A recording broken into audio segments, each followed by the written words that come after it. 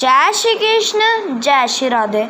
बंधुओं, आज हम तुलसीदास जी के जीवन के एक प्रसंग का चिंतन करेंगे। श्री तुलसीदास जी ने अपने जीवन का अधिकतर समय काशी में बिताया। तुलसीदास जी ने श्री रामचरितमानस की रचना की थी। दूर दूर से लोग श्री रामचरितमानस को सुनने के लिए तुलसीदास जी के पास आते थे। तुलसीदास जी की प्रशंसा दूर दूर तक हो गई थी। बहुत से लोग उनके शिष्य बन गए थे, परंतु कुछ लोग श्री तुलसीदास जी के विरुद्ध हो गए थे। वे लोग तुलसीदास जी की प्रशंसा और सम्मान को सहन नहीं कर सकते थे। वे लोग हमेशा तुलसीदास जी के विरुद्ध कई कार्य करते ताकि लोग तुलसीदास जी के पास आना छोड़ दें और समाज में उनकी प्रतिष्ठा खत्म हो जाए। परंतु तुलसीदास जी का व्यवहार सभी के प्रति प्रेम पूर्वक था। वे तो हमेशा श्री राम जी के ध्यान में लगे रहते। एक दिन जो लोग तुलसीदास जी के विरुद्ध बोलते थे, उन्होंने एक योजना बनाई कि श्री रामचरितमानस को ही चुरा लिया जाए, क्योंकि लोग रामचरितमानस के दर्शन और उसे सुनने के लिए तुलसीदास जी के पास आते थे। उन लोगों ने काशी के दो प्रसिद्ध चोरों को बुलाया। उनका नाम था निधुआ और सिगुआ था। उन्होंने चोरों से कहा कि तुलसीदास जी की कुटिया से श्री रामचरितमानस को चुराना है। चुरा कर उसे गंगा जी में बहा देना या आग में जला देना। चोर कहने लगे, ये काम तो बहुत आसान है, हम ये काम आज रात को ही कर देंगे। फिर रात्रि के समय दोनों चोर तुलसीदास जी के कुटिया के पास जाकर छुप गए। तुलसीदास जी रात के समय सोने के लिए गंगा घाट जाते थे। चोर इंतजार करने लगे। जैसे ही तुलसीदास जी गंगा घाट के तरफ गए, तभी दोनों चोर उनकी कुटिया से श्री रामचरितमानस को चुराने के लिए आगे बढ़े।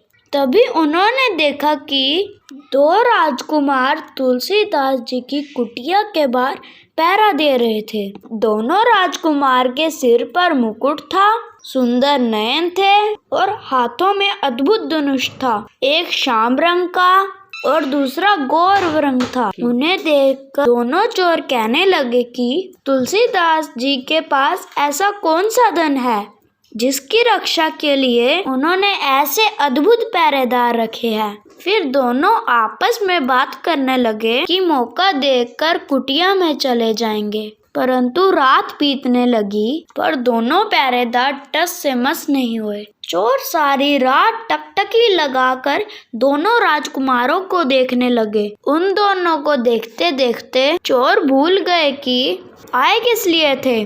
अब तो वह दोनों राजकुमारों को प्रेम से पागलों की तरह देखने लगे और अपनी सुध-बुध खो बैठे।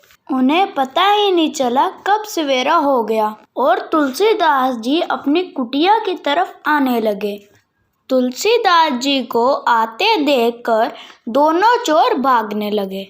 घर पर आकर दोनों सोचने लगे कि वह राजकुमार कितने सुंदर थे। अब उनका मन कहीं और नहीं लग रहा था। अब उनकी भूख प्यास सब खत्म हो गई। बार बार मन में विचार आ रहा था कि एक बार और जाकर उन राजकुमारों के दर्शन कराते हैं। फिर दोनों विचार करने लगे कि तुलसीदास जी के पास जाकर उन पहरेदारों का पता पूछाते हैं कि वो कहाँ रहते हैं। दूर से ही उनके दर्शन कराते हैं।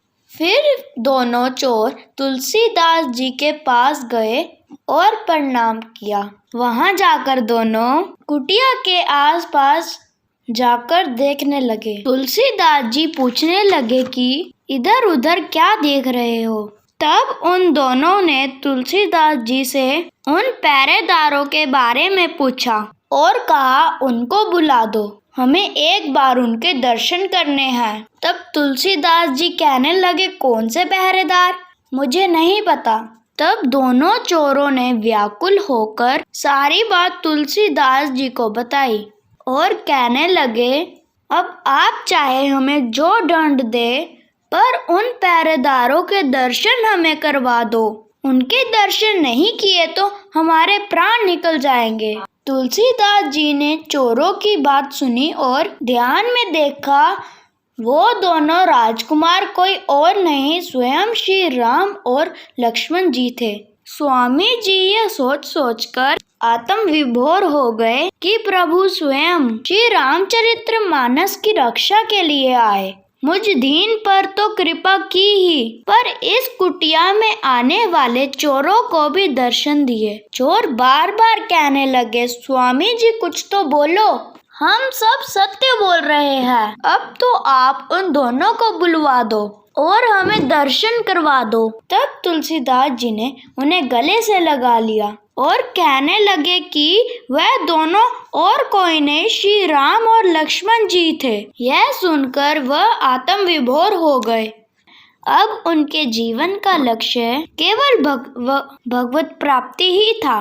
फिर तुलसीदास जी से दीक्षा लेकर श्री रामचरितमानस का नित्य पाठ करने लगे। उन दोनों को जल्दी ही प्रभु के दर्शन हुए। जय श्री कृष्ण, जय श्री राधे। कृपया हमारे चैनल को सब्सक्राइब कीजिए, कमेंट सेक्शन में कमेंट अवश्य लिखिए और लाइक अवश्य कीजिए। जय श्री कृष्ण, जय श्री राधे।